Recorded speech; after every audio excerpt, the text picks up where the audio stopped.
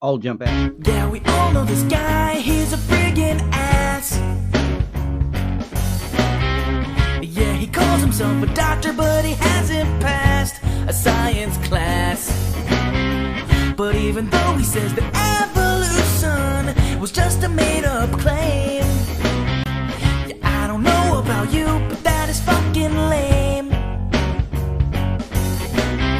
I guess the Flintstones were real, just like the taxes he didn't steal. You're a fucktard, aren't you, Kent?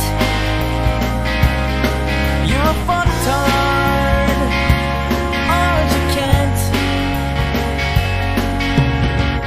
And the way that he tries to prove his made-up shit, he says that science is a lie and the Bible proves it. But what he doesn't seem to know is that Bible that he's claimed to have read has about as much facts as Evil Dead. I'll swallow your soul. Yes, God is for sale.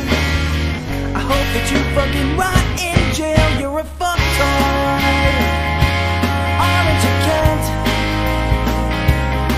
You're a fucktard, aren't you, Kent? You're a fucktard, aren't you, Kent? You're a fucktard, aren't you, Kent? I don't think he knows the shit that he believes is just a fucking joke. But what is really sad is people out there buying into the shit he preaches. Yeah. This one's for you, Kent. Check it out. You're a fucktard, aren't you, Kent? You're a fucktard, aren't you, Kent? You're a fucktard, aren't you, Kent? You're a fucktard, aren't you, Kent? You're a fucktard, aren't you, Kent? You're a fucktard, aren't you, Kent? You're a fucktard, aren't you, Kent? You're a fucktard, aren't you, Kent? Kent, you're a dick. Okay, I'm sorry. Coffee, living in trouble.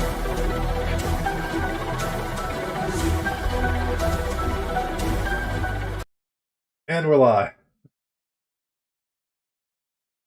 Okay, I guess I'm the default host for tonight. So, Well, it's your idea, so. this is true. Welcome, everyone, dinosaurs and human alike, to the NASA Bunker 33, where we don't take ourselves seriously for any reason ever. Yeah, accurate statement. So, Carry us. I'll just kind What is of that? introduce us from left to right. Chrismer is behind the little control desk there. Hello, Chrismer. Hello there, Vishanti. I hope I didn't screw up royally just then. I don't think I did. You're doing great. Woo! The gentleman in the pink jacket is Quiddy's the Sprinkler. He is not here tonight, but will return, I think, next week. So, and draped very sensually across Bernie Sanders' lap, OK Boomer from Black Rod. If he's still there, he is. I'm not prepared for that. Oh, geez. Something I'm going to ask about Kent Hovind. How does he get broad green? How do you get that stuff? I haven't seen him on the shows for 30 years, and yet Kent, he is always there, slick back and looking like, well, he's straight out of the 60s, and that's something that's a sad, sad indictment on Kent and the rest of the world. Do they buy a truck of this stuff or something? Well, you know, And of course, just like the Bible, his hairstyle never changes. So that's nice. Well, I've got an interesting question, though, for our wonderful man, Charisma. This came up from Simon Whistler. But apparently, he said, why do all the best stories seem to start with a man from Florida? I'm curious about that. Simon Whistler's picked up on it, so it must be a thing. Well, Best and- I've only been a Florida man for about 6 months now, so I'm still working up my Florida man status. So I can't That's I can't okay. reveal any secrets yet, but don't You'll worry. earn your official full Florida Man membership once you've had your first arrest. Well, that's good. Well, I'm going to basically tell you all to keep off my lawn and let you know that it was me that let the dogs out, and I'm still having a possum war with my little possum. He reckons I'm on his lawn and vice versa. So he jumps on my roof, and I go and hit the tree with a star picket, and that's been going on for 3 weeks now. So, yep, sitting that's me. beneath the writhing tentacles of the void, that's me, Ashanti. Back to being a brunette. Next to me is the amazing Ardoin. If he's still around, which I don't know if he is. Ardoin, are you still awake? Oh, yes, yes. Good Okay, there you evening, are. everyone. Good evening, everyone. I hope you are doing well. And then to answer Boomer's question, you know, the fact that it's quite simple, you know, 06453-017 is holding his hair in position by sheer bullshittery. And his bullshit is so good that his hair is always in the same position. That's just the power of bullshit. So sort of hair gel. The fumes Yeah. coagulate into hair gel. Cool. Yeah, You know- and that is the We can go. power that 06453-017 is using. The power of bullshit. You know, I'm starting to I think wonder it's- if for his hair gel or pomade, do you think he's a fop guy or a Dapper Dan man? He's definitely a Dapper Dan man. Don't want no stinking bop. Sitting at the table with little pride plushies is Mistress No Reason. How are you? I am doing rather well, just very confused. Well, I'm afraid that's not going to get much better throughout the evening, so just Every kind of time brace I've heard yourself. Kent Hovind, yes, it has never made me had a understanding. Yeah. So, for those of you that are, all 12 of you that are watching, I've mentioned in passing, before that I have actually met Kent Hovind many, many, many years ago. He won't remember this. It's very, random, and it actually had nothing to do with his creation science, shtick. So you guys are going to get at least the details that I can recall about my meeting with Kent Hovind. So this is probably around circa 2004 or so.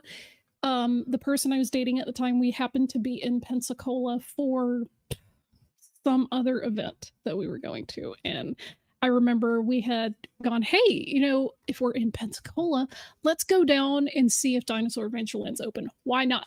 Let's hit it. The day that we went, it was not open. So we just happened to be parked, I don't know, somewhere outside of it.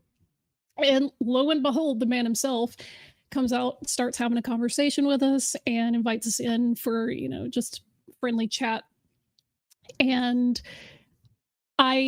for those of you that don't know, I'm a music major. I have a degree in percussion performance.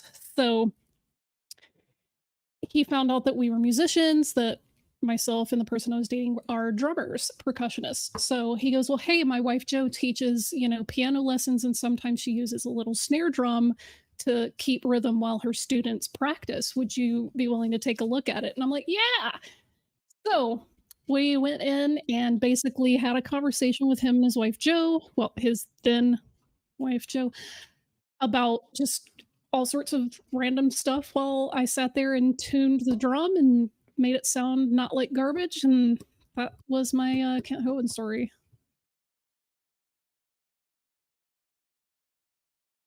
Okay. It's not very riveting, but it's Yeah. there.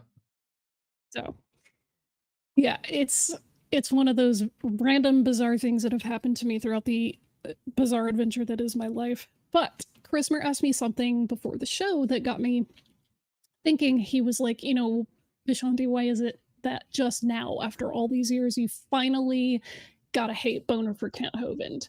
Because lots of people have been making videos on him for a very long time. They've been talking about his tax stuff. They've talked about his, quote, scientific stuff. Lots of people debunk him. Lots of people have debated him, both people with degrees from accredited universities and just, folks here on YouTube, some of which also have degrees from accredited universities. But I kind of wanted to take a little bit of a different tack because people cover the science part of his ministry really, really well. And I happened to be going through really ancient clips that people had been uploading to YouTube, and something that he said just set me off. And that was, I guess, the proverbial straw that broke the camel's back. And I was like, that's it. This guy's in my crosshairs. Gotta say something. So I brought it up to the group. I said, dude, we have to do a show on Kent Hovind. Let's join the cool kids. And here we are. And So- and it wouldn't have anything to do with his anti-Semitism now, would it? Oh, yes, it has very much everything to do with his anti-Semitism. He'll deny it. I know that he will. But this clip that we have queued up is going to give you a taste of why I just kind of flipped a table and opened up my Google Docs and started making an outline of stuff that I wanted to discuss. Oh, so we're just going with that clip first? Yeah, this is a very old clip. It was probably from the early to mid 90s. And it's pretty self-explanatory, but for those of you that don't already have the unfortunate circumstance to know what Kent Hovind's about, besides creation, he's really into conspiracies. So naturally, all conspiracies end up leading into anti-Semitism. So Yeah, with this is where we are now. with the Jewish face lasers, right? Mm-hmm. Well, and the Jewish Bolsheviks, of course, too. Yeah. Just a file. The John Birch Society, they're now calling it General Birch something or other, because the John Birch Society's got kind of a bad, because of all the media slurs, they've kind of, that name kind of comes across bad. I'm not a member of the John Birch Society. I'm not against it at all. Okay, in fact, I'm for it. But I'm just so folks know I'm not a member. John Birch was in China when the communists took over, and he was murdered by the Chinese communists. So Oh, to great. fight Communism. communism worldwide, the John Birch Society was started in his honor. And they still have active groups all across the United States. Les Roberts, our friend here in Pensacola, is a member of the John Birch Society and is just loaded with information on, what's going on with communism, and they're still trying to get a one world government. Real quick. And if you think the Berlin Wall came down because communism was defeated. Okay, so Birch died in the mid 80s, and this, society that came up is a very large part of the reason that the American conservative movement is so into these conspiracies now. Like, this is a very big element in the party because of their influence. So we're not going to talk much about John Birch. You guys can go look him up. It's not super not really the focus of what we're talking about tonight, but that's there if you guys want to go dig it out. There's plenty of dirt on him and his quote society that was named in his. Boy, have you been duped. Berlin Wall came down because they didn't need it anymore because there's just as much communism on the other side. Don't need that wall anymore. Pause again. Get at the website, Cutting Edge. This is my reputation. I can't let videos go more than a few seconds. Ugly German Truths says communism does not want to create a one world government. Communism aims at creating a society without governments. Exactly. That's pretty close. Anarchy is probably closer to that ideal than communism is, just because communism focuses more on like ownership of things by the state versus But then- socialism, which would be ownership by like the collective people. But But whatever then it you is. get into realms like anarcho-communism, like ANCOMs. Mhm. They also believe in communism, but a stateless state. Yeah. If that makes Yeah, any it's sense. That's It's kind of very- what I believe in. Yeah, that's anti-nationalist. So I think Yeah. that's probably a large part of his whole thing is he's very nationalist. So of course Yeah. anything that's not nationalist is He is bad. ultra-nationalist. Yeah. He God, thinks I America hate that. should take over the entire world nationalist. Oh my! Yeah, And thinks he's there like should the be- opposite of what I want. You're right. Yeah. .org for lots more information on this topic. There's a book called The Protocols of Zion. Now, there's a lot of controversy about this, and Eric, just because I mentioned this, you're going to probably take some flack, because the Jews will get real upset about this. Apparently, what happened? This is Hovind. Oh. Mm. No. Angry Jewish noises. It is just such a bullshit book, though, isn't it? Because as soon as you start reading it, you just know it's a fiction and it's trying to force a narrative. It's designed for the weak-minded, I think, the easily suggestible or moldable. I think it's Matty Powell would put it. Yeah, sorry, guys. I hate that book. This was my tipping point. This is my supervillain origin story when he started quoting and doing this book. Like, first of all, Kent, it's not called The Protocols of Zion. It's called The Protocols of the Elders of Zion, and even that's not the full title, but you can't even get that part right. And his whole get out of jail free card is going to be that it was written about Jews by bankers, but that's a dog whistle. Yeah. Anyway. Theory, okay? Some of the rich guys in the world who want to control the world created Pause. a plan of how I'm sorry. I'm not sorry. Fourth line down. What the Notice- crap? Notice how his ministry is selling the book at the time that this clip was made. Yeah. He probably picked up a few hundred copies at a garage sale somewhere and thought, "Oh, I'll make a quick buck here. Yeah, we'll just throw that on the on the network marketing list. Someone will buy this shit, I'm sure." Yeah, and again, Ugly German Truths from Half Court is correct. It was written by the Tsarist Secret Service to legitimize the Russian pogroms of Jews. So, yeah, it was intentionally written as anti-Semitic propaganda, and it, at the time, even was debunked as being fraudulent and, by even storied American publications. I think, was it the New York Times, I think, that wrote an article on it just saying, like, this is so fake, LOL. But it got really popular because, people be hating Jews, so... Yeah. People hate Jews. I've never understood why Jews are always what's I the don't get word? it. Bad guys. We're I don't just get it. that special, I guess. I mean, it's just another With our- Neo-Abrahamic faith. With my lasers and my highfalutin bread and whatever. And your unleavened bread. And Yeah, your right. unleavened bread. I actually think Yeah. it probably just stemmed from the fact of that there wasn't other bigger religions at the time needed something to point the finger at, and whatever's in range of field of view, you're going to point the finger at. I believe the same happened across the Middle East two and a half thousand years ago too. It's Well, always yeah, point the there's, finger at something that's not you. Once Christianity kind of became the state religion of the Roman Empire, a lot of things kind of combined forces. So, first it was, these, little regional Judeans. The Romans didn't care what they believed as long as they paid their taxes. So, once they started getting uppity and trying to get the Romans out of their land, that's when they were like, all right, you guys got to settle down. So, they razed Jerusalem, destroyed the temple, and then kicked everybody out. And it was like, okay, so now they have to go places. Wasn't there something in the Bible saying something renter under Caesar? What, it was Caesar's? Yeah. Yeah.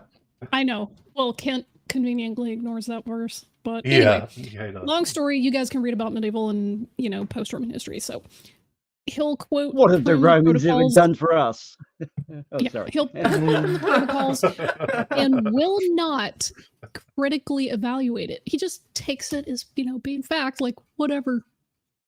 Oh, well, this book says it, and it seems like something I agree with, so must be true. Yeah. Must be true. Yeah. 'Cause I've never actually looked into it myself, but it must be true. Yeah. It fits my narrative, so it has to be perfectly true. Yeah, exactly. Exactly.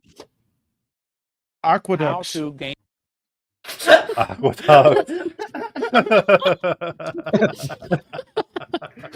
Oh, and Law and Order too. Do you remember what the streets used to be like? Oh God, he couldn't go out at night. In fact, he'd be able to keep order in a place like this if it wasn't the bloody Romans. Oh. Thank you. I needed that refresher on what was it? Life of Brian. Yeah. Anyway, back. control of the world. They wanted to blame it on the Jews. So they wrote the book and called it Protocols of Zion for Jews.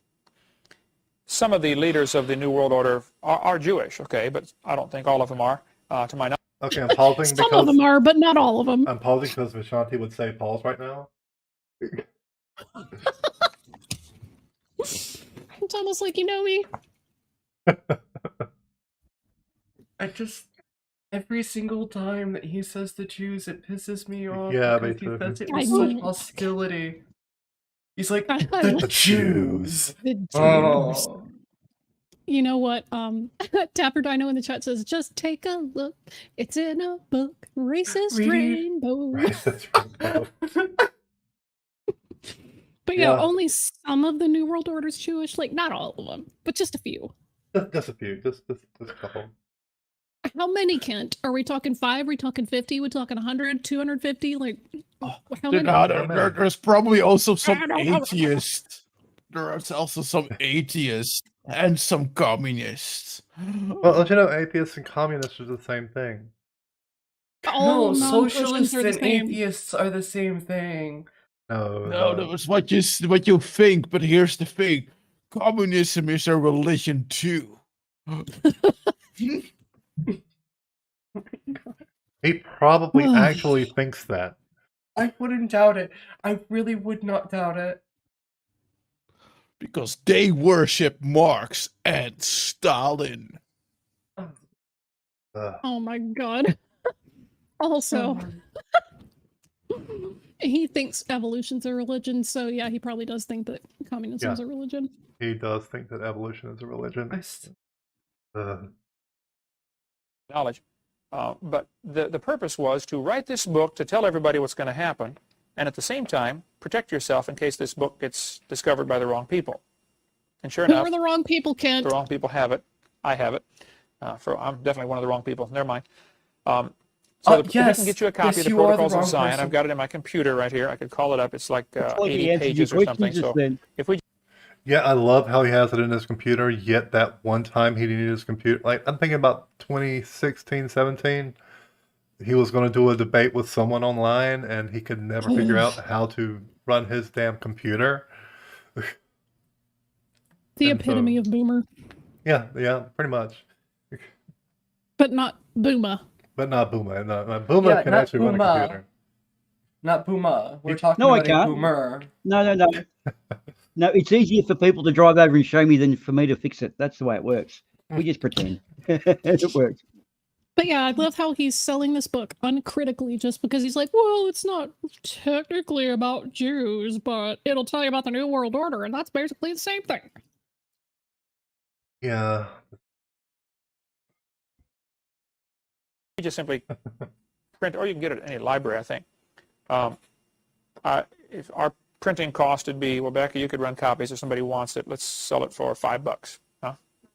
There's only I can't hear you. Oh my god. $8. Okay, Dabber that would Dino, cover our running all the He pages, says, remember 80 that time pages. Kent had thought on one of his slides? Oh, yeah. I've been downloading all of his PowerPoint slides because he used to make them available for free. He'll charge you like $5 to $6, I think, now for the USB drive, but they used to be just free. He'd be like, yeah, just, if you want any of my slides are free, you can, blah, blah, blah.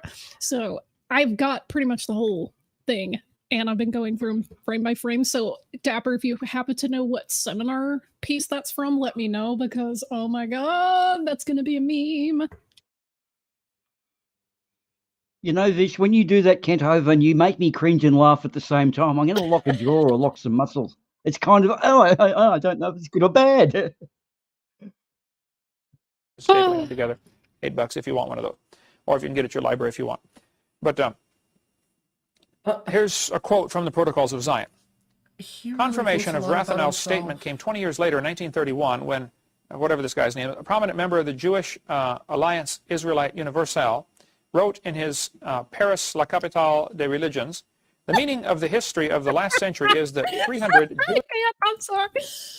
You can't say that correctly at all. Paris, La Capitale does religions. Yeah. I think Dapper's probably clawing in his face right now.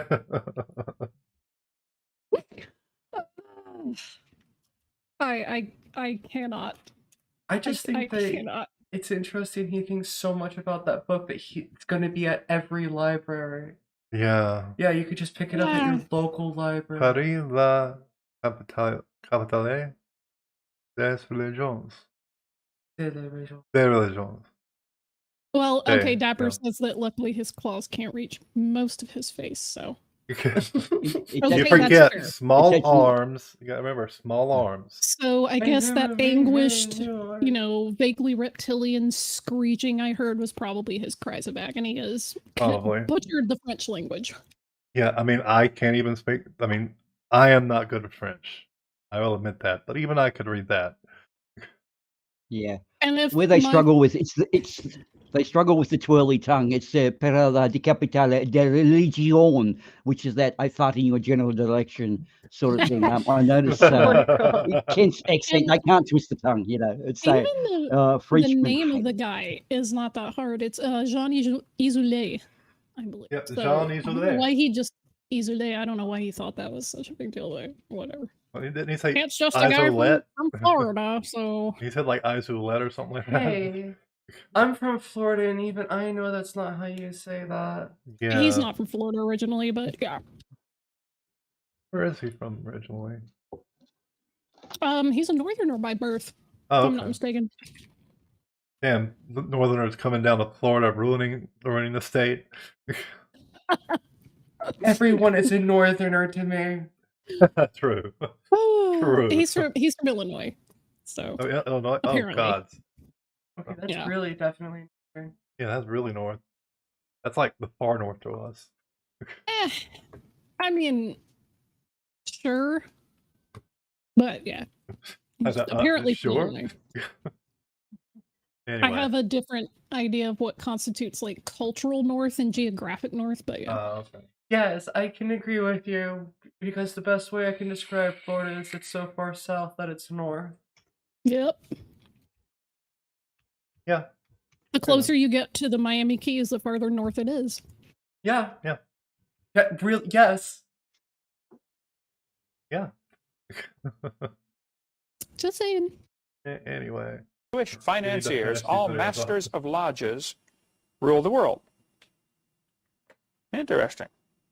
He's claiming here that 300 Jewish financiers that are masters of lodges, Masonic Lodge, stuff like that, are the ones who really rule. Okay, hold on. I've got to say this about Masonic Lodge. I know people that are in the Masonic Lodge. Me too. They're all extreme Christians. They are all extremely That's just what they want you to think. Christian. So it's the socialist Jewish Mason conspiracy. This is getting deeper, guys. Is it going to be the train enthusiasts next? Model train enthusiasts? No, it's going to be NASA next. Apparently, it'll be NASA next. Postman. Well, of course it has to be NASA next, because we all know that NASA is a Jewish Jewish word for what was it again? Deception or something? Yeah, to deceive. Yeah. Yeah, but he Which is isn't, he but is yeah. not a flat earther. From I what think I just made Fish believe. cringe. You did. You did. I am. What's just received an hysterically incoming- funny to me is that I just Kent received- Hovind repeatedly gets emails from flat earthers going, why aren't you teaching about flat earth? Do you believe in flat earth? Are you a flat earther? What do you talk about flat earth? And he gets so frustrated by it. He's like, Yeah. guys, no, the earth is demonstrably round. We've had, videos from space and photos. You can measure it. You can test it. I believe science. And he's just, it's like, you're so close, Kent. You're so close yet so far. Yeah. Because his argument is, the Bible doesn't say that it's flat. You guys are just misinterpreting scripture, and I believe the science. And I'm like, this is literally a job for the subreddit self-aware wolves. It's yeah. Werewolves. I don't believe in conspiracies. The Earth is He's- 6,000 years old. He's baffled by Right. it. But it's like, Kent, you promote every single other conspiracy out there. Why wouldn't you promote this one? That's why they're emailing you about it. You're talking about like the protocol to the Elders of Zion. You're talking about like the Masonic, New World Order. Like, why wouldn't you believe the Earth is flat? I mean, for Pete's sake. You're speaking their language. Exactly. And he's still to this day like, stop emailing me about flat Earth. I don't believe it, and I think you're dumb. Well, Irish Demon actually rang him a few weeks back and got through. He actually answered the phone, pretended to be an Irish pastor, wanting to Did come he over really? and visit him. And Kent was very, yes, it was great. It How was an did I Irish miss that? Demon prank. Oh, well, I'll send you the link. It was a work of art. He just did it off the bat, one of those off-the-cuff things. Irish Demon could stick his head in that rubbish bin and come out with a mouthful of diamonds. He's so lucky, the bastard. The luck of the Irish is literally a thing.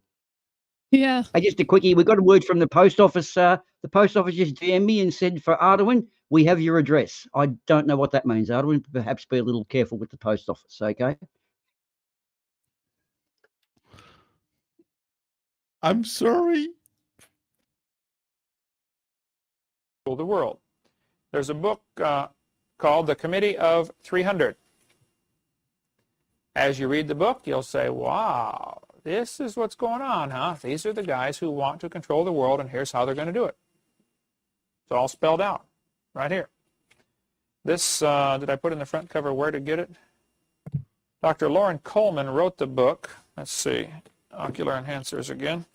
Ocular enhancers. He's You can so write cool. WIR 2533. That is so annoying. But seriously, ocular enhancers, and yet Or- this is the same exact person who would later on say that the eyes are perfect and because they're made by God. Yeah. Yet he Does needs he's so something to enhance cool?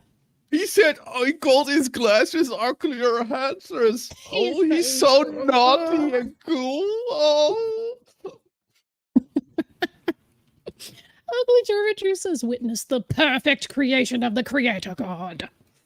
Thank you, ugly Yep. Dermatures. I- Thank you. At this point, I will take time to promote the Religion of the Void, which Dapper Dino apparently started, and I am a new adherent to. In the Void, we rely on one of our prophets, Sam Neill from Event Horizon, and he says, you won't need eyes where we're going. But the No, perfect he says where creation, we're going, you won't need eyes to see where we're going. That's right. Did I mess that up? What the fuck? The perfect creation of God, you say?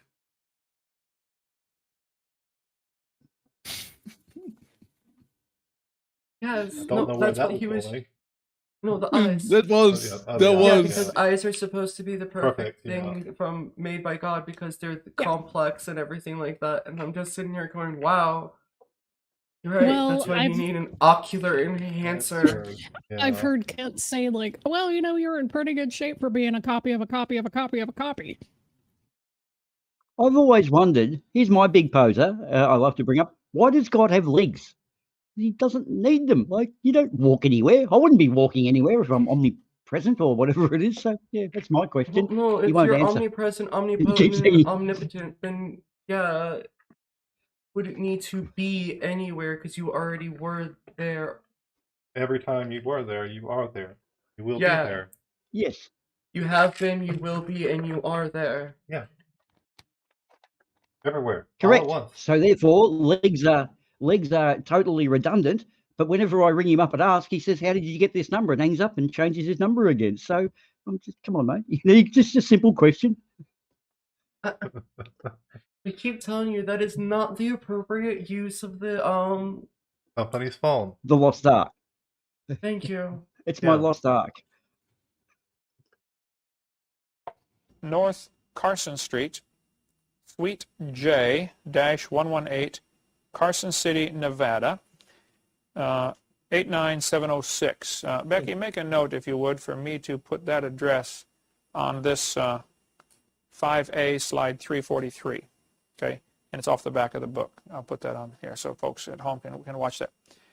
One thing I've just got to add to this, I just absolutely love the fact that Eric Hovind, his son, while he was in prison, just stole his script and just ran with it. You know what else he stole out from underneath Kent? His ministry. Yeah. Yeah. I'm not joking. Yeah, I know. I know you're literally not. That's why it's funny to me. He became basically the I guess executor of Kent's estate while he was in prison, and he took control of the CSE Dr. Dino Ministry or whatever, and basically took control of it. And he and Kent, to my knowledge, are still fighting over it to this day. Yeah. Yeah. I just think that's awesome. Just hilarious. Like, he sold off a lot of the assets and stuff, and it was just like, Yeah, but he's not even creative enough to write his own scripts and everything, and had to steal his daddy's scripts. Because much like being a flat earther, there's nothing new to say. Yeah, true. Because the reason I brought that up is because Logic did a lot of videos on both Kent and Eric, and at one point he put Kent and Eric side by side, and they were doing the exact same words, exact same cadence to what they were saying. It's like you're just looking at a carbon copy. Yeah, and I think Paula G has done the same thing with that. Okay. And thank you for the correction, Ugly German Truce. Unlike Ken Hovind, I appreciate the correction. He says technically it's not completely true. The corporate ministry still existed. It was just broken up in an empty shell. All the assets either shifted to other legal entities or sold off. To actually unregister it, he would have needed his father's approval, but as proxy, he could do much damage without putting him down shot 100%. Yeah, that's it. Yeah. Also, wasn't Eric Hovind selling books too? Eric's ministry Creation Today sells a lot of things. So doesn't the Bible say not to turn the church into a place of merchants? You're paraphrasing the money changers at the temple incident. That's what I'm saying about. It's I don't know. I don't want to get too much into like Christian theology because I don't care. Well, I was a Mormon at one point, and I broke free of that, thankfully. The only thing that I know, Jesus got pissed off at everybody. Money changing in the church. Yeah, the money changing. That's the only thing I can think of, but he didn't directly said you couldn't use the church in that fashion. And he wasn't just got talking mad about he wasn't talking about a church. He was a Jew at the temple doing Jew stuff. So it's appropriation, but whatever. He wasn't saying like stop turning my father's house into a market. And so he said here's the thing.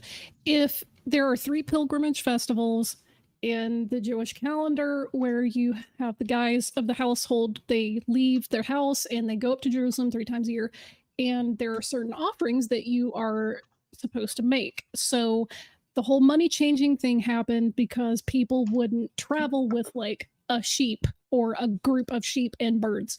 They would just go to Jerusalem and buy them there.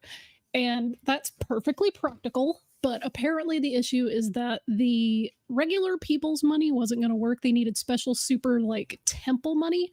So apparently they were jacking up prices to exchange on the exchange rate, but regardless. Mm. Either way, Christians don't care because they don't follow the Hebrew festivals anyway. So Yeah. moving right along. If you want to get more about the Committee of 300, these are probably the ones who really ultimately make the decisions. That would trickle down to other groups that are involved in this, like the Council of Foreign Relations, CFR. If you want to get more on the Council of Foreign Relations or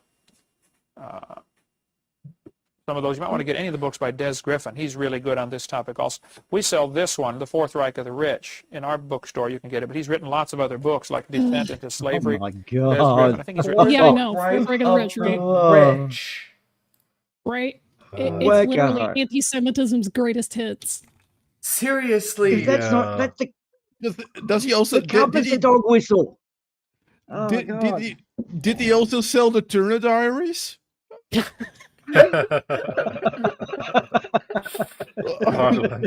I mean, nice. Nice one, biggest. That was perfect, Arnold. Thank you. I mean, Uh, would you be surprised if he did? No, I wouldn't. I would not be surprised. Not Really. the least. and, Dapper Dino nailed it. He's like, at this point, just sell Mein Kampf, Kent. I was going to say Seriously. money camp. Yeah. Next one will be money camp. He'll just do enough of a tweak but keep the font. Just add a few letters. Yeah. So, yeah, basically, Fourth Reich of the Rich is yet another anti-Semitic conspiracy talking about Illuminati and Jews and Adam Weishaupt and the whole, New World Order and yada, yada, yada. So he just presents it without, critique or any kind of critical analysis at all. So, yeah. What, can't Hovind not doing critical analysis? I I can't am believe. shocked. But I am in shock and awe, Vishanti, that he did I not know. do a critical analysis. Jewluminati. Too. Oh, Yes. Giulianati? Illuminati. Illuminati. Yeah. Let's go with that. Very knowledgeable on the topic of the New World Order, if you want to get into that. What they do, what the bad guys do, they create a crisis What? so that people will The come bad along guys. The bad and guys. ask the Who government, are they? please The bad guys. help us. He Please just do this spent the for us. last 20 minutes talking about they and the New World Order and promoting anti-Jewish books. So how are people in his audience not supposed to think that the bad guys, are Jews? Yeah, that's literally I- the context that I got out of that situation. Everyone that isn't him is the bad guys, okay? That's pretty much it. Anyone that isn't him or follows him or believes in him is the bad guy. I mean, he actively Spon- has. Spon- Go ahead, Boomer. No, you go. SpongeBob is the evil tool of Satan because when he's doing Whack an Atheist, he whacks a SpongeBob. And Mhm. therefore, all atheists are tools of Satan. So therefore, SpongeBob is an evil tool of Satan. Thank So you. is that the reason why Nathan always beats the crap out of that one SpongeBob Yes. boy? He's being just like his hero, Kent. Yeah. Okay, thank you. Didn't Ken Hovind have something to say about Nathan Thompson too? Oh my God. I can't Dapper, remember. if you don't, I swear I will disown you. I triple dog dare you to call Kent's call number and Kent and speak just speak only to- Klingon. Yeah, just only Klingon. Maybe slip into a little bit of Romulan too, but yeah. Jolan True, Dr. Hovind. Jolan True. Kapla. That's all I know in Klingon is Kapla. Ask him what his thoughts are on Stovocore. Yeah, I wonder what his thoughts are on Silvercore. Arwen's trying to say something. Meanwhile, I want to start like a SpongeBob worshipping group where we worship the power of SpongeBob. He's too strong. They got that already. We're It's not called worthy of kindergarten. that. Called kindergarten. Yeah, we're not worthy of it. Humans as Yes. a race are not ready for the power of the Bob. Maybe Yeah. the power of the Patrick, but not the power of the Bob. Well, you know, Correct. the Baptists really came out a lot against SpongeBob in the early days. They were like, well, SpongeBob's bad for kids and it's evil I because remember. he's a guy, but he remember speaks like a girl that. and he has eyelashes and he's, you know, his best friend and they're gay or something. I remember one time SpongeBob actually made an episode about climate change, and conservatives just lost their shit on that. Just one You know episode where what? it's thinly veiled about climate change, and I'm like, why the fuck do you care? They can't make a profit off of it. They are making a profit off SpongeBob. Well, Oh yeah, true. Nickelodeon are. Nickelodeon Nickelodeon are. are making a few Nickelodeon bucks. certainly is. Yeah. Yeah, Nickelodeon's making a profit off of it.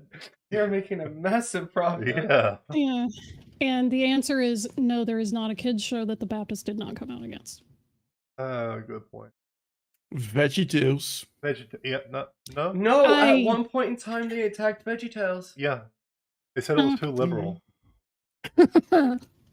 Bible Man? Oh, What? I don't know if they came Oh, out against Bible Man. God. But Bible Man wasn't that popular and didn't. they Hold showed Hold Bible on, Man what- at Vacation What are Bible you School. talking Man. about? You haven't heard of Bible Man? We'll do a whole show or something. We'll like get Yes. blasted and watch Bible Man at Yes. some point. Like, I'm Yes. seriously. horrified. Fuck. Okay. Yes, we have to do that now. You owe me a bottle of absinthe if you want me to sit through something like that. I will pay to have it shipped directly to you. Yeah, the Baptist hated Captain Planet because it's like all about, you know, climate change and eco-conservatism, and that's evil liberal stuff. You know, Power Rangers is, you know, the occult, the Gargoyles is occult. Like, No, but Gargoyles was awesome. Come on. I love that I show. fucking love That that was really show. great show. amazing. I own that show. I can watch it any given time. Yeah, seriously, it's a great show. We had the best cartoons growing up. That's all I'm gonna say. Yeah, we did. I can't argue that. Mhm.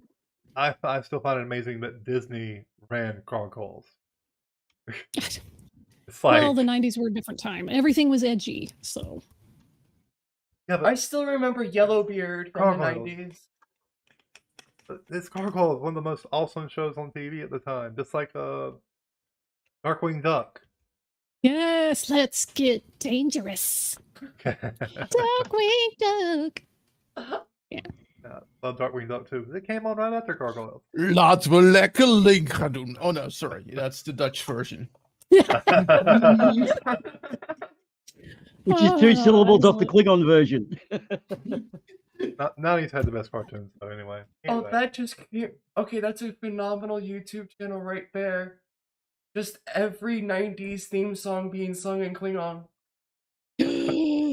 Yes. Yeah, someone get on that, I please. want Dapper I Dino. want Get on someone to that. take my lyrics that I made up for the 90s X-Men cartoon and sing it in Klingon. Da-da-da-da-da-da. Please. Yeah. I would love to hear that. X-Men. I did. I made it Is worse it- the whole song. I'm not kidding. Is it weird that I remember that theme? It's stuck in my head because No, I it's watched it not so much weird. as a On kid. Disney Of a Plus, 15-foot they penis, of a got the whole 15-foot penis, of a thing. 15-foot penis, of a 15-foot penis, of a 15-foot penis, of a 15... To remind you where we were actually talking Oh, about. Yeah, let's get back to Kiddo. It just God. it just got back to 75 feet. That penis is now 75 feet after that. Ugh. So they created the Depression, 1929, stock market crash, so that people would come ask the government, would you please take care of us, feed us? Government said, sure, here, take this number. Idiot. They beat you, is what happened, okay? Oklahoma City bombing. Get the website, harvest-trust.org, or talk to Ben Parton. Now, Ben Parton really? was a explosive Oklahoma expert. City, I think he was a lieutenant colonel Oh, in the Air God. Force. Yep. the Just wait. Unabomber. He is trying to make money off of the Unabomber. Oh, just keep Yeah. going. Trust me. He's about to say something really golden. Oh, He did a great videotape with Gary Fry. There's Ben Parton's phone number right here. Ben Parton did a tape with Gary Fry on TV. Gary Fry's in North Carolina. You think you met him, didn't you? Okay. He said, look, folks, I'm an explosives expert. A truck bomb did not blow up the Oklahoma City building. Absolutely for it? no possible way.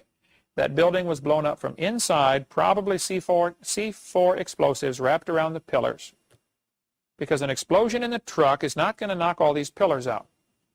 But there is still today news media spin going on trying to convince the people that the truck bomb did it. Watch the footage we have. I think you've seen this, Eric, haven't you? Of right after this happened. They're talking about, now today they talk about this huge Ryder truck full of fertilizer that exploded. Oh, hey, I still like Eric. Watch the footage. They're walking right up to the building. There's no crater in the ground. There never was. No residue of nitrates. There would have been poison gas from the explosion that knocked out people. And the people across the street, sitting in the restaurant, broke a few windows. Why didn't it blow the wall out of that building? Oh my God. And pieces of the Muir building landed across the street. It blew out. It didn't blow in. You don't need to be a genius to figure it out, okay? But you tell the lie long enough, the people believe it. And the poor victims of the Oklahoma City bombing are thinking this Timothy McVeigh did it and that guy ought to be hung, Well, he might have been a patsy involved in this, but he didn't blow He that literally building just said that. Yeah. Okay, he's taking the blame for it. Literally does not believe that Timothy That's McVeigh not blew up what the happened. building. Yeah. The video's over. You don't have to play any of the rest of it. So, yeah, that's just a little delve for the crap to come. That took us an hour to get through. Well, maybe if he didn't say so much crap. Yeah, true. Yeah. So we want number 24, right? Actually, you can play God, which is the part 1 and part 2. Hang on, I'm pulling it up. Let me make sure you the correct reference. No, I'm still just really frustrated and pissed off that he's 25. actually trying to profit off of anti-Semitism and the Unabomber being fake. He probably no. He also Well, the Unabomber and the Oklahoma City bomber are two different people. Or sorry, the Oklahoma City bomber. Yeah. he also thinks 9/11 was faked. Yeah, well, he thinks it was an inside job. Yeah, he thinks it was an inside job. But still. And the thing is, yeah, Kent would, as Ugly German Truths again, who is on fire tonight, says, yeah, Timothy McVeigh's too close to Kent. He's a soft-set Christian supremacist conspiracy believing a-hole. Yeah, so. he is. He's very much so a soft set. And like back in the late 90s, or well, late 80s, early 90s, Kent was on the conspiracy chemtrail, anti-government, like tax protesting. He was on to all of that before it became like a thing. Yeah. How in the hell is he not a flat earther? Because he had his stuff going before Flat Earth became popular again.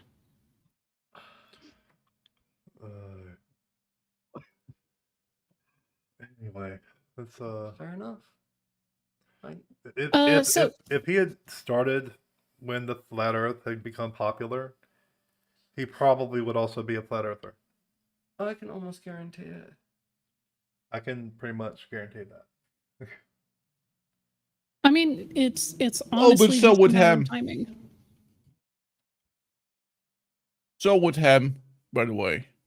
Yeah, so it can. I don't know about Ken Ham. I don't know. They honestly, Kent is at the like extreme of creationists. Even Answers in Genesis and Ken Ham had to try to like pull his leash back a few times. Like Kent used to use a lot of really, really bad arguments, like even more than usual. And Answers in Genesis actually put out a whole article saying these are some arguments that we don't think creationists use. And Kent took it like super personally because most of them were stuff that he says. And they actually had a little tiff going on for a while because they were like, listen, it wasn't supposed to be just about you, but while we're here, you should stop using this thing about dust on the moon. And he was like, I don't want to, you guys are just splitting up the church. One thing that I found hilarious was in I used to watch Alex Jones just for the laws to see what crazy stuff he would say. And I remember a flat earther actually calling in Alex Jones and telling him, well, why don't you spread the truth about the flat earth? You know the earth is flat, blah, blah, blah. And Alex Jones hung up with the dude and said, dude, I know you're just trying to use this, as a way to basically make some money. We're not flat earthers here. The earth is not flat. It's round. Get over yourself. But then later, a couple years later, one of Alex Jones' people turns out to be a flat earther. So Would you look at that? I just thought that was a little bit odd. Yeah, it just attracts each other. Yeah. Crazy attracts crazy. I mean, But yeah, Wait, is that why even you're with me? I'm not going there. So what this next, Uncomfortable silence. what this next clip Yeah. is going to go into, we're not going to play the whole thing, but good. Thank you. there were people who would call in to Kent's, shows and say, hey, listen, I noticed you were using a slide that said XYZ, so I went and dug up the paper that you referenced. It not only doesn't say XYZ, but you're also misrepresenting the entire conclusion of this thing. So that's the context for this next clip. One, our Lee German truth, this isn't Quiddies, this is Christmas. And two, I can't remember if it was Paul Joseph Watson or not, but I wouldn't put it past Watson to think that. But anyway, on with the clip.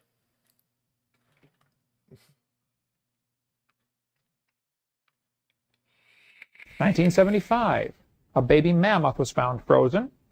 Part of it dated 40,000 years old, another part was 26,000 years old, and the wood next to it is 9,000 years old. Still not working in 1975. So, And if you don't check, you're just going to be like, wow, carbon dating doesn't work. I guess evolution's not true. And I'm actually going to give another reference that you gave because it goes directly to that. And that source would be the Quantitary Stratigraphic Nomenclature in Unglaciated Alaska, which is Geological Survey Professional Paper 862, and you like to use this paper quite a bit.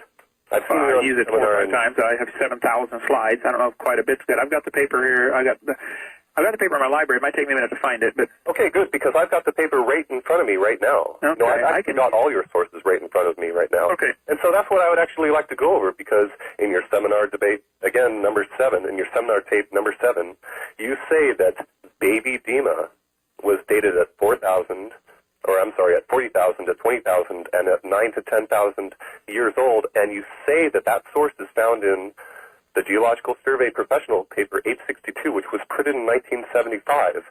Correct. The most interesting thing about this is baby Dima was not found until 1977, and it was not found in Alaska. It was found in Siberia.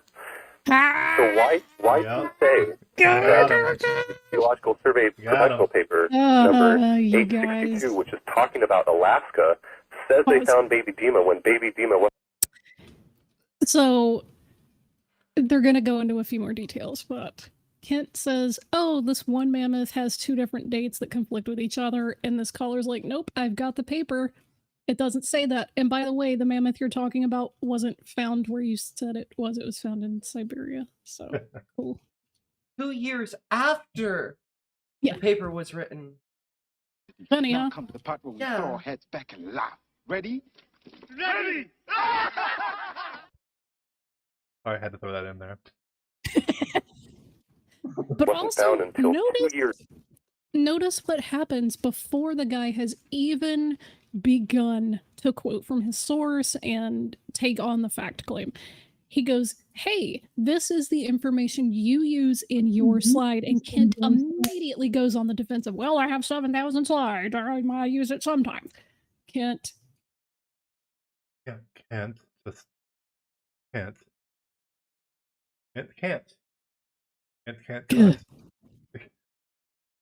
Can't is a cunt. Well, I have 7,000 slides. Yeah, that you've literally used so many times you could do it from memory. Later on another continent. well, let me look at my reference here and see. I have baby Dima.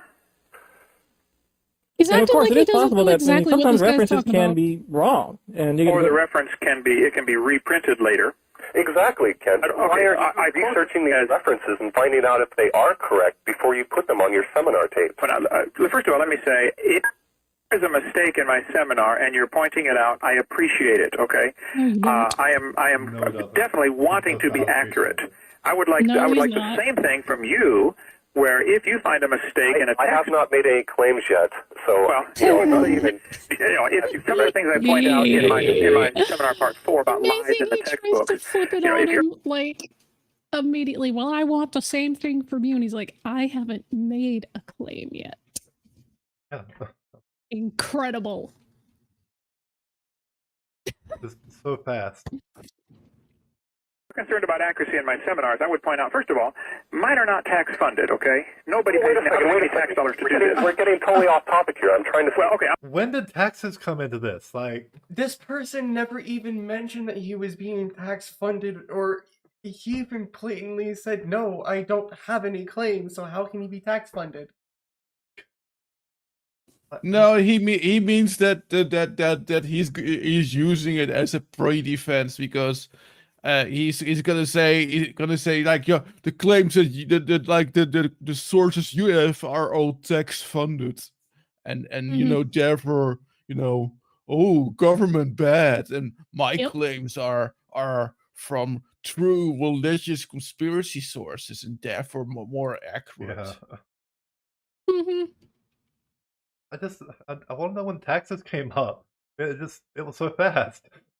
He, again, this is, I believe this is called the poisoning the well fallacy, where you're like, well, because the government's bad, that anything the government puts out is automatically wrong and bad. Yeah. Well, that's definitely poison the well.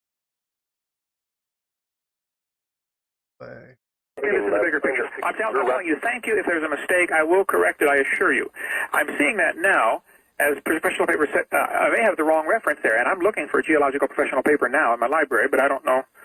We got thousands and thousands. Okay, but here's the fact. Here's the fact here, Hovind, and that's why I brought this up, is that baby Dima was not found until 1976. I understand your point, and it's well taken. I understand, and if I'm wrong, I will fix it. I'm looking for the paper now to see where I got that reference. No, he's not going to fix it. Is it true that baby Dima? It's on your seminar. I know. Got the slide in front of me.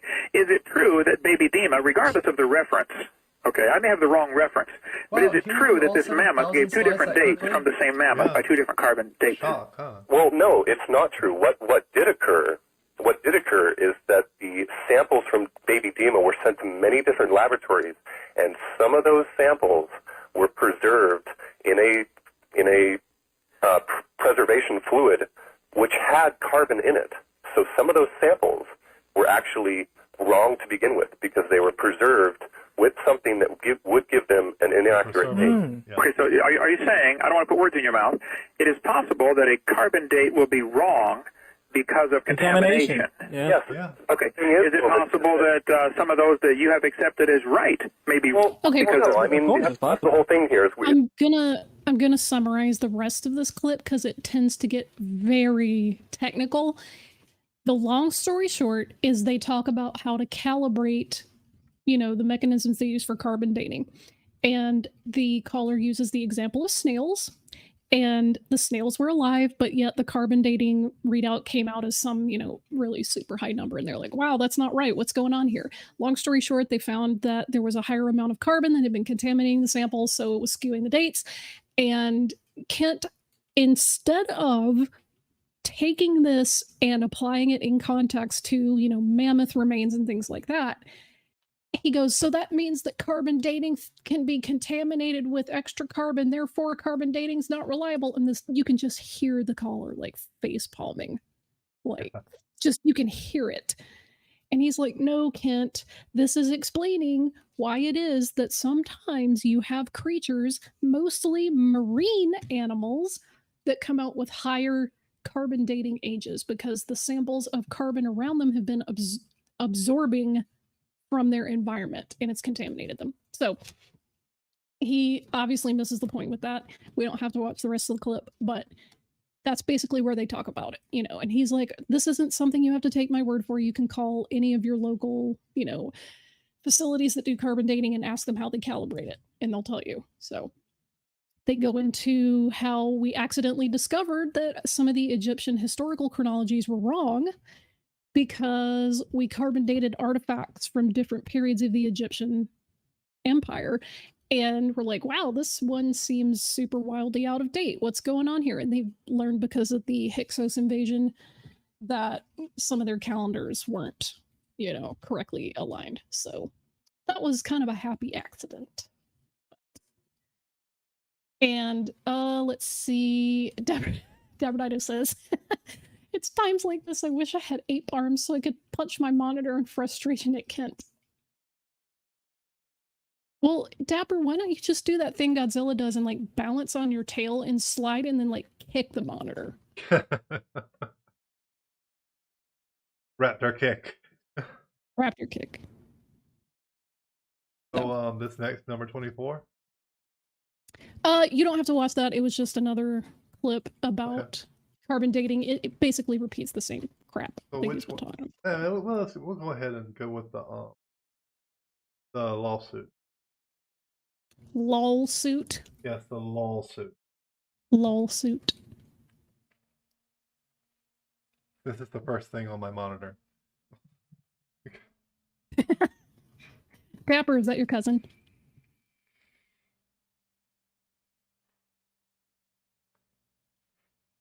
So, are you wanting me to like, paraphrase this, or did you want to go ahead and hit the high points? You can go ahead and hit the high points. Why don't we let Mistress do it? Yeah. You want to do it? Yeah. Wait, no, I don't know how to That's a do good any idea. of that. Okay. It's just the basic crap between Kent Hovind and everything. I really don't know. I don't know.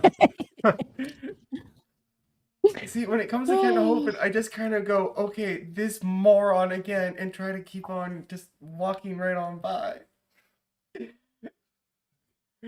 Okay then, Vishanti, I guess you should I guess I did this to myself. Yes. Yes, you did. You did. Well, you know what you can do? There's a way to play the article at the top. Oh yeah. There is? Yeah. So instead of me giving myself vocal strain, you can Kent just Hovind have $500 billion the website lawsuit do it dies with a for ya. whimper. The drama that commenced just over a year ago when Kent Hovind and Paul John Hansen, as trustee for Creation Science Evangelism, filed a lawsuit in the U.S. District Court Northern District of Florida has come to an unsatisfying though predictable conclusion. Judge T. Kent Wetherell, too, approving the recommendation of Magistrate Michael J. Frank, ruled that all the claims in the second amended complaint are dismissed with prejudice, and the clerk shall close the case file. Just a quick word from our sponsor. When it comes to COVID vaccine, Fucking ads. Yeah. You know what? We don't have to listen to this whole thing. Let's just discuss why he sued and what the government said. Some The evil background. government. It talks about stuff that we already know, and then he wanted to sue because government bad, and went through a lot of BS arguments that would make legal cry. And the judge, finally, when the case got to a point where it could actually go somewhere, the judge was like, "This is full of crap. Dismissed with prejudice." Yeah. So not only did he get laughed out of the court, but, you know, the judge was like, "This is super dumb."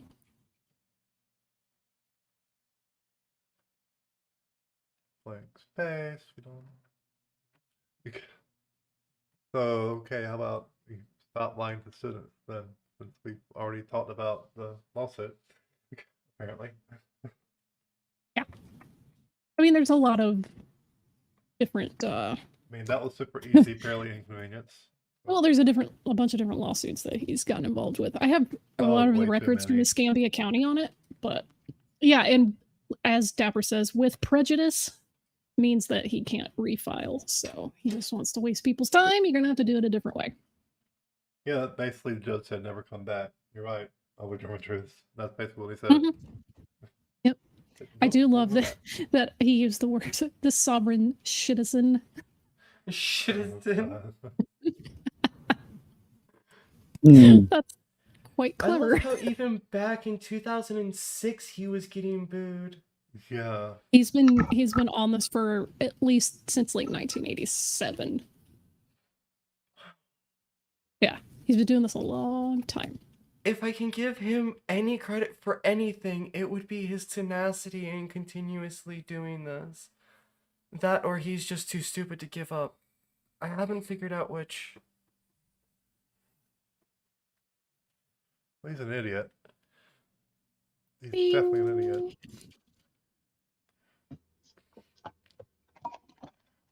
Okay, so we're just going to read the article. There you go. I found it. That article, oh god.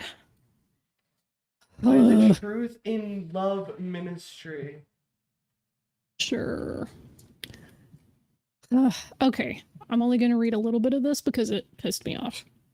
So, Kent State students are studying lies. The lies are in the textbooks. That's what creationist Kent Hovind argued last night. He said he believes the Bible is scientific fact. Evolution's religion is the dumbest, most dangerous land on planet Earth. This comment and many others were met with rounds of applause and shouts of amen, and a few boos were mixed in with the cheers.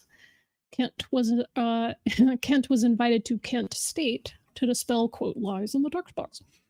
And, quote, you should have another rebellion here at Kent State and do it for the right reason, Hovind said about protesting evolution. This time, don't get shot. What? Wow. Yeah. You are a total piece of garbage, Kent Hovind. Yeah. Yeah. I hope somebody sound clipped that, because that needs to go into your thing. Evolution is the foundation for communism, Nazism, socialism, Marxism, and the world government. Okay, I love how all it's of those called- are completely different from each other. Yeah. I know. None of them have any similarities with each other. Wow. Wow. It's red, it's blue, it's green, it's yellow, and it's even white as well. Yeah, thank you, Booma. Michelle Winton, a senior biology major, asked the fourth question of the night about pharyngeal arches on fetuses. She was unsatisfied with Hovind's 20-minute answer. She said, when I asked my question, I felt like he was throwing new information at me, so I was trying to digest new information while trying to keep my mind on the question, aka Gish Gallop. Yeah, Gish Gallop. Yep. He pretty much invented that. Dwayne Gish, his little buddy, for whom the Gish Gallop is named.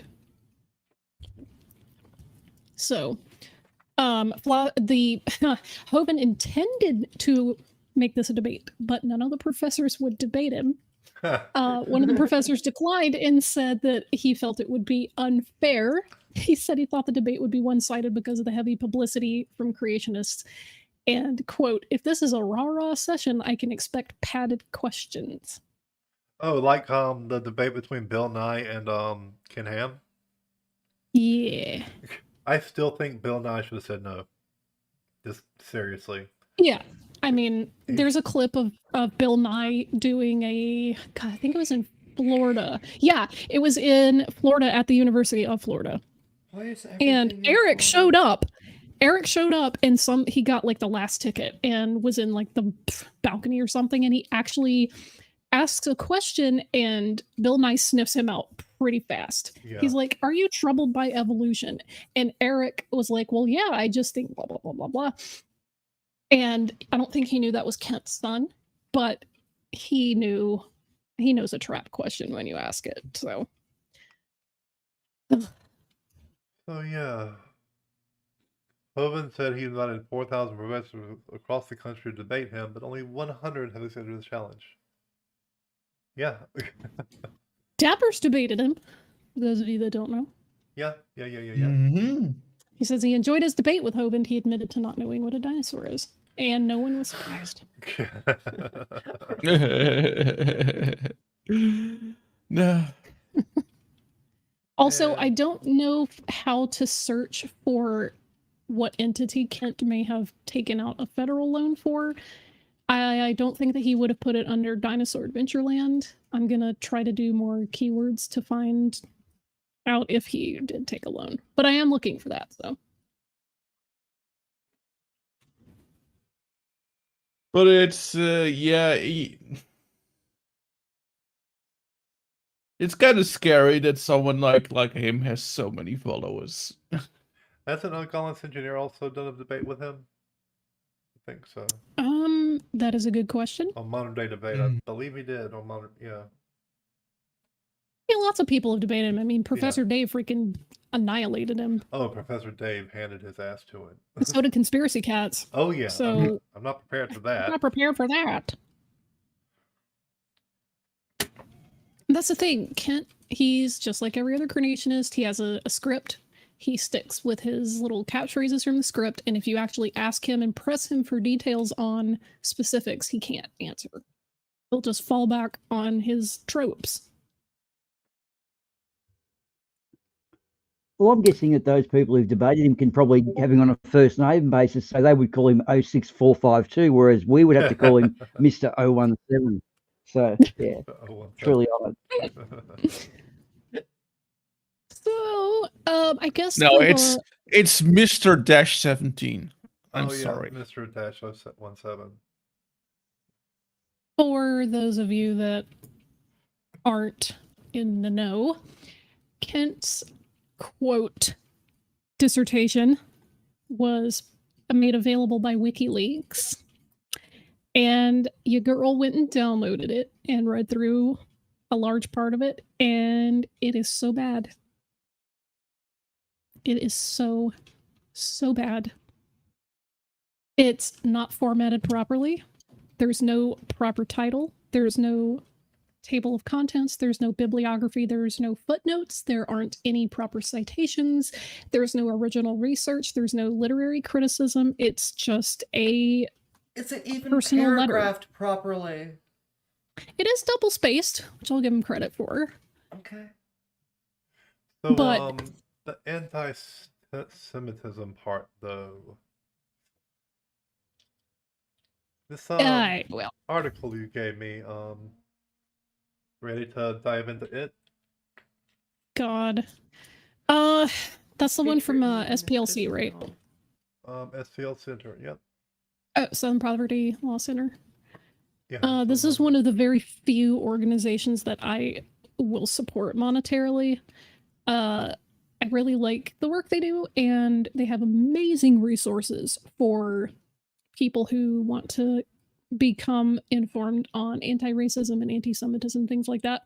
So I'm also a little biased because they're from my state, so my home state, not where I live now. Anyway, their headquarters is in Montgomery, Alabama. Oh, you mean Albania? Albania, right? I hate you, Team Skeptic. Albania, right? I will never leave this town. Hey, at least you weren't here last week for that dude saying that abortion should be mandatory, especially for people in Alabama. Yeah. Okay. That really was something that he said. Yeah. All right, that sure is something they said. And to answer John Rapp, I am referring to Kent's dissertation, not Riley's thesis, but it is almost as bad as Riley's thesis. At least Riley tried to make his look like something you maybe could take as a very rough draft that you would, try to submit. Kent's is zero effort. So I actually took the first few pages of his quote dissertation and I formatted it according to what, current standards are. And it looks completely different. So he, in essence, threw word spaghetti at a wall and then served it to everybody, expecting everybody just to enjoy it. Yeah. Word spaghetti? Word spaghetti, yeah. Okay, I've never heard word spaghetti before, but okay. Well, that's what you call something that isn't that much of a disarray. So it's not quite a word salad. But also... No, word salad actually has some consonants to it. This is just, noodles. But also, yes, to answer the various people in chat, the very opening sentence of his quote dissertation is, "Hello, my name is Kent Hovind." Oh my god. Yes. That is the first sentence. My friends, don't start a PhD project like that. I'm just quick tip there. I did vocational school, and trust me, even if you write something for a vocational school, hello, my name is an instant zero. So I don't know. I mean, I thought we learned how to craft a proper research paper by the end of high school, but I guess This is not. why I called it word spaghetti. It's not even word salad, because that, like I said, had something nice to it. This is just words jumbled into crap.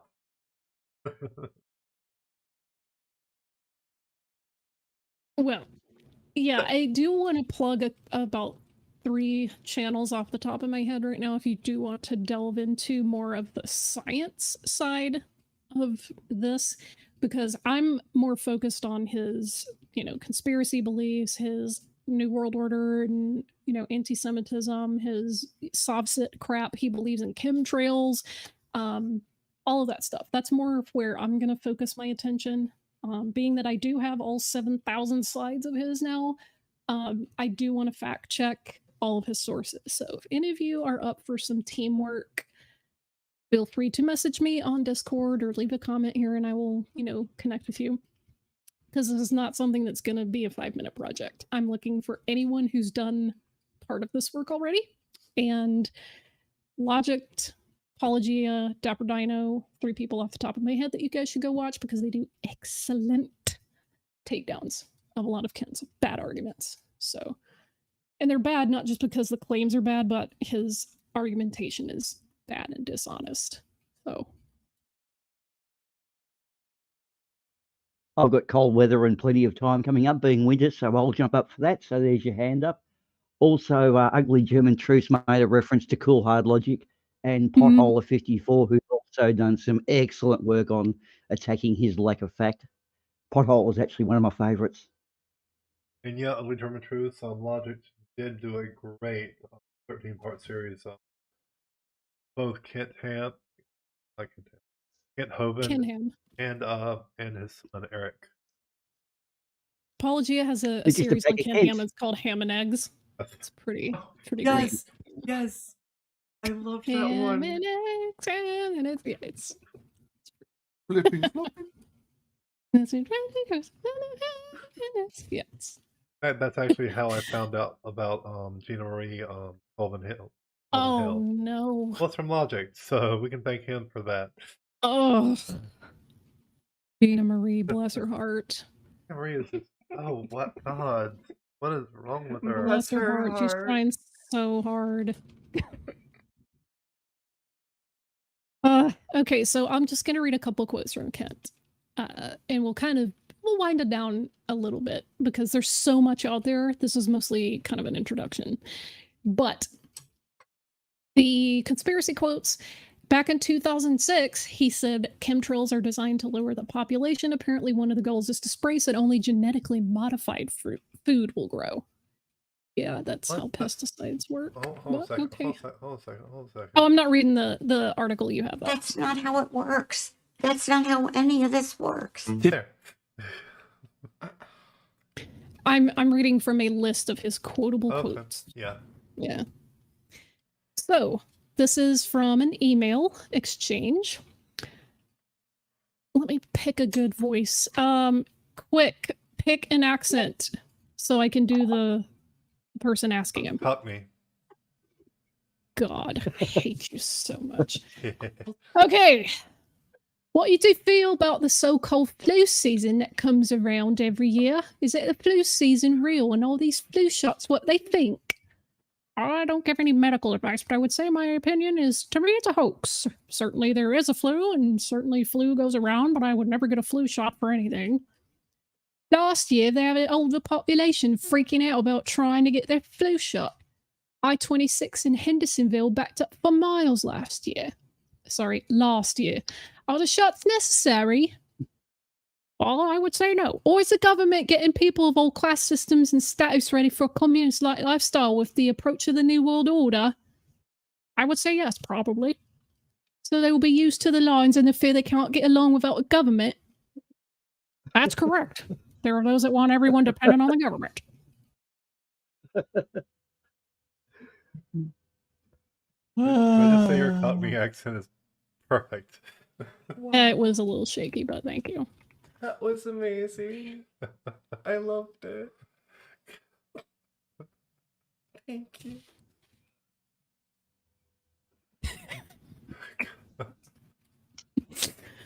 Tonight has just been a Yeah, roller there's coaster.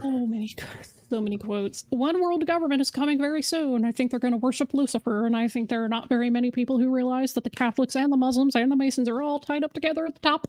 It's just a few hundred people running all three organizations, and they're all Satan worshippers. All of them. Luciferians. Even George Bush is involved in that, worships Lucifer. I'm just gonna... Here's another one. Just for you, Ted. Evolution theory is the motivating factor for guys like Hitler and Stalin and George Bush, by the way, who is a Satan worshiper. Like we don't know that. It's George Bush. What? No, he's actually Christian. Yeah, he's very quite Christian. Here's another one from 2005. Hey, there were some chemtrails over us as we were driving down through Alabama. You've just got to type in chemtrails.com or just go to chemtrails on Google and see all the internet sites about that. They're poisoning the country. Okay, I'm so upset that he did not take the opportunity to call them Kent trails. Trails. Is that what we're going to call when he just like verbally crop dusts everyone with his creation? Yes. Nonsense. Yes, just call them Kent trails. Kent trails. You heard it here first, folks. Hey, Shanti, I've I worked give out that this is what the entirely to program you. Kent trails, I've worked out what the program. Shanti's my property. I worked out why the grill cream, it reflects both chemtrails and the 5G signals.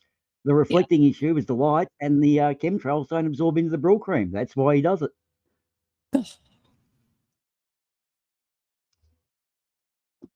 Ugh. Hey guys, want to hear a funny B17 is story? becoming while we're all more chatting difficult to here, get because the FDA is cracking down on people dealing with B17 because, after all, doctors don't get any money off of this. It's a vitamin, and they make a lot of money when you're sick, and they don't make any money when you're well. The Bible says the love of money is the root of all evil. Well, Kent, the reason they're not letting people shill out B17 is because your body converts it into cyanide.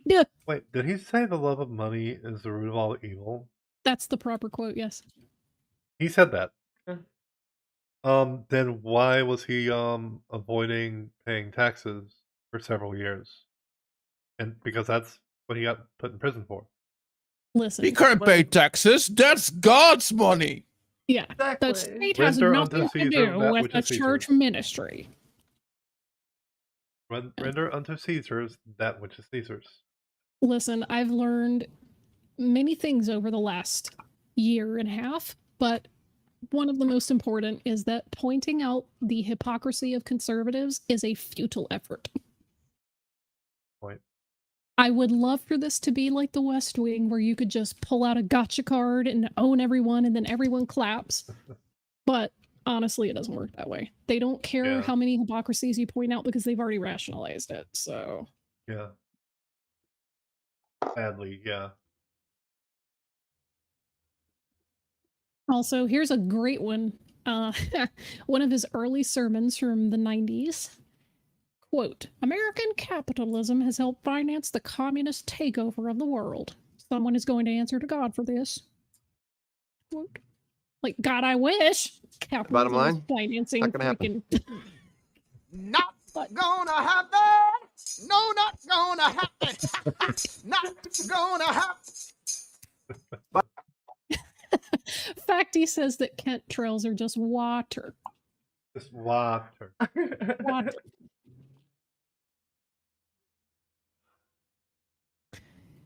Here's another one. I should have read this earlier. There was a book written called The Protocols of Zion. Now, it was written by rich guys, but they said if this book ever gets found, we want to blame it on the Jews. So they called it The Protocols of Zion. But it's actually the plan of how to control the world. It's about 70-some pages. I don't think you can print it off my website, but you can get it in a lot of places. And some people saying, Hovind mentions the Protocols of Zion. That means he's anti-Jewish. No, I'm not anti-Jewish. I love the Jews. But the Protocols of Zion was written to explain how to control the world. I mean, it lays it all out. But it's really carefully done so that it's ever discovered, the Jews will take the blame for it. Interesting. Well, read the book and let's see what you think.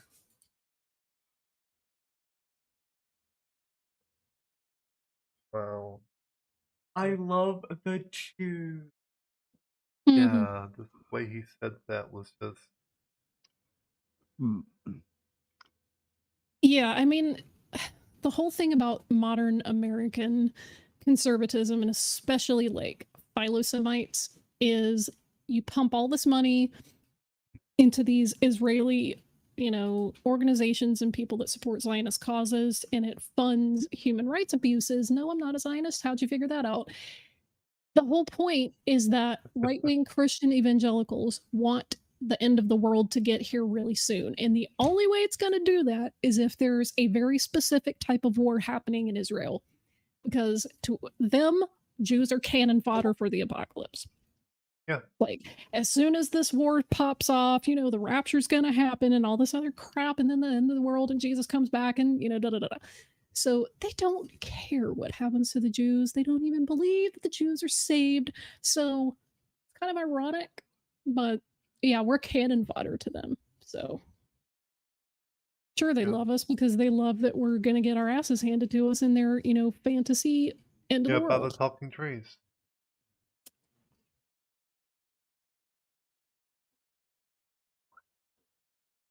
Anyway, I'm done making terrible impressions of Kent Hovind. Literal So, does anybody else want to add anything? No, Kent Hovind's No. moron. I'm done with Ken. Yeah. I'm with You Harlan guys on that. remember what DDT is? Yes. But DMT, yes, that drug that makes you feel really good. No. No, DDT. DDT, no clue. Spray. I think it's the little brother of Agent Orange, isn't it? Yeah, little brother of Agent Orange. Chemical spray to kill insects, I think. Is that right? Pesticide. Or, well, an insecticide. Yeah. Currently banned. Because obviously it was freaking toxic and it fucked up the environment. And, yeah. So, obviously Kent had something to say about that. He said they banned DDT not because it was necessarily bad, but because it was a great way to help the population control by banning it. What? Wait. What? How does that help population control in any way? That makes no goddamn sense. Well, nothing else he says makes freaking sense either, so. Yeah. Good point. It was designed to control the population. It was designed to control the population of bugs eating our crops, which we create by farming intensely. Yeah. But the problem is, they only took one bug with a resistance to it to get through, and that one sired a whole new generation of locusts, so it didn't even work. Yeah. And that's why they discovered it was so bad. It was poisoning us, and it didn't kill the bugs that it was designed to kill. Yeah. Hence, it was bugs. Yeah. It was common sense. My father, who, believe it or not, was a mason for some time, worked at the CSIRO, Commonwealth Scientific Industrial Research, and he was a painter there, but the research section was involved in the effects of DDT, and they barred it for legitimate reasons. We'd all be probably walking around with 2 extra legs, or who knows, we might have laser vision, but we'd probably be dead. German truce again for the win. Pesticide that was banned because it caused cancer, and he believes also miscarriages or genetic deformations. I put a clip in our green room that you should play, Charisma, because you're gonna scream. I promise. There were noted childbirth defects around the same time in areas where DDT was intensively used. The stats were pretty much conclusive that it's bad shit.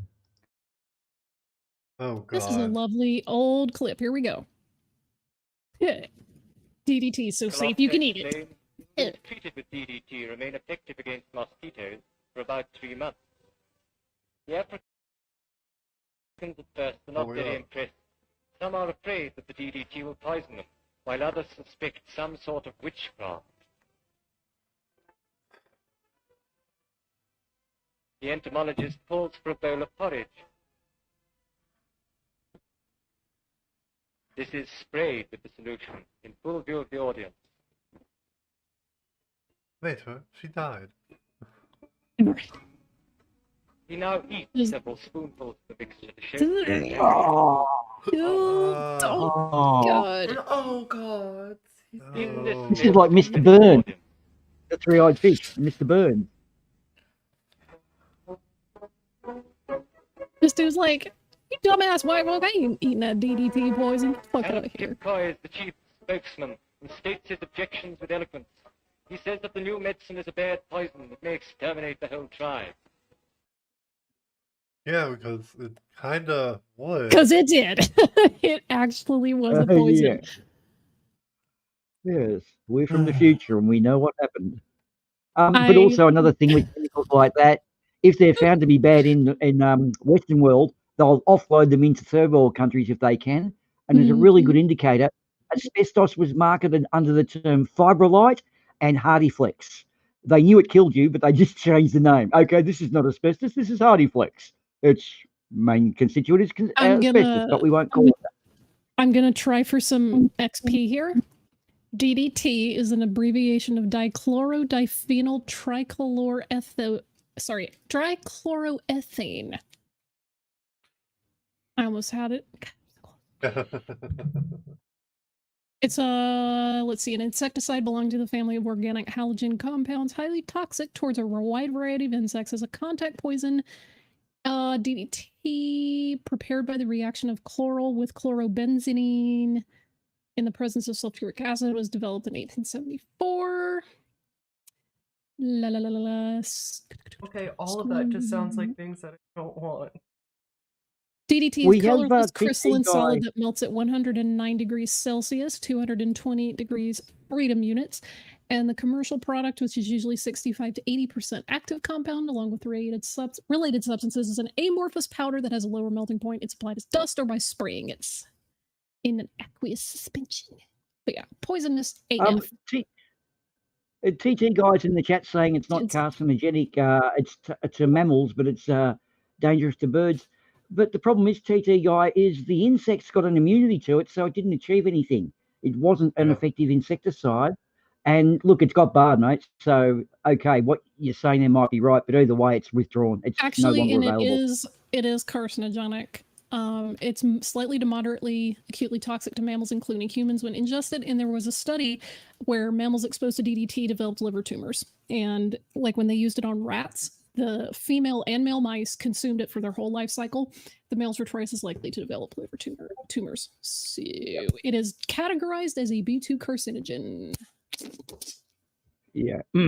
Yeah. You see, the other thing that DDT is what happened back in the 70s.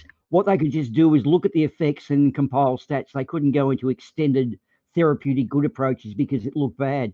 I'm going to point out that you and I had a discussion about blue-green algae being prominent in areas of motor neuron disease. And we had a discussion about this. And guess what, man? Friendly Geordie has just brought that up. Blue-green algae and motor neuron disease are prominent in the same areas. I was on the ball back then 3 or 4 months ago. It's now become a thing. Sorry, guys. Now we're tailing off. No, that's okay. So, yeah. Good times. Yep, so, I love how Kent's like, well, not necessarily bad. Yeah, it's okay. Just prone to cause people freaking tumors and it's carcinogenic. But all right, whatever. But yeah, they banned it because, you know, it was population control. But then again, if you wanted to control the population, why wouldn't you have, like, kept it around because it caused, like, bad effects? Yeah.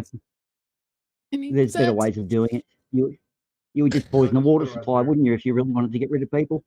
I'll just leave that right there. So, you know, just leaving it there for anybody to read if they want to. Fair enough. Well, so if anybody has anything else to kind of wrap, I'll have to scrub it off the shopping list. Yeah, it's on my shopping list. I've got to scrub it off now. Lucky I didn't buy that. Final thoughts? Actually, the alternative they did come up with. They actually came up with an alternative called Dieldrin too, which was then found to be similar. Same shit, different bucket. So DDT and Dieldrin were then mixed together, and then the crop was effectively useless too. So, yeah. We're gonna wrap up. Yeah, I was just gonna say that. Yeah, Kent Hovind is indeed a fucktard. Yeah, and I remain with my original idea that his hair is not kept in place by bro cream. It's kept in place by sheer bullshit. and you know he's exposing he's putting out so much bullshit that even to his day, even at his old age, his hair still remains in place. and it's a feat of sheer bullshittery, and that is the only commendable thing he ever did in his life. Yeah, that's Yeah. all I And I'll steal it's a similar thing. Arwen's speech there. So Well, not prepared for that. something, guys, is our little spaceship that was powered by bullshitium, the bullshitium drive, actually ran out of bullshit since seemingly a president got ousted, someone who was a bit of a bad loser who shall remain nameless. Our bullshitium drive spaceship crashed somewhere near an island that we're not quite sure. It wasn't Gilligan's Island, but it was nearby. Arduin, do you know where that island was? Do you have any little clues and what movie might be found in the deep vaults of what could be Well, Deep Pacific Island? we landed somewhere on Tracy Island, killing all its inhabitants, and we just we happened to be a mansion there. We took it over, and we found a movie there called Assignment Outer Space from the 1960. I have no idea what kind of movie it is, but we will just have to kind of check it out. Sounds interesting.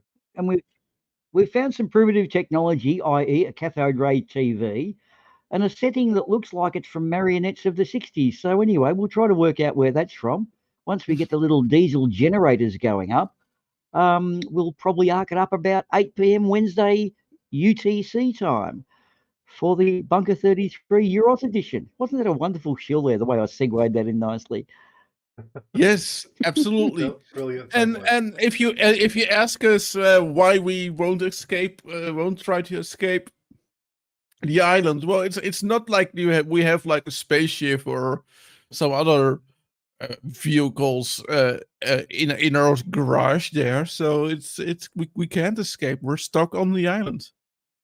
Yeah, and there's this pesky guy called John that keeps on calling up for food. Like, we called International Rescue, and he keeps saying, yeah, this is International Rescue, please send food. Now, they never did this rescue for food business back in the 60s, so we're suspecting this John might be trolling us. I don't think he's really John, but he says he's International Rescue, so I don't know. It's all getting a bit... Yeah.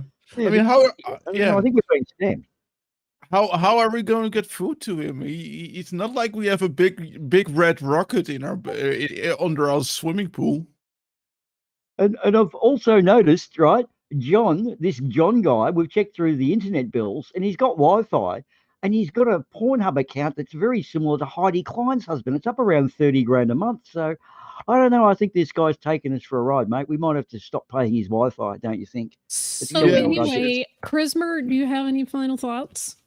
No. Can't have an idiot. All right. Yep, that's about it.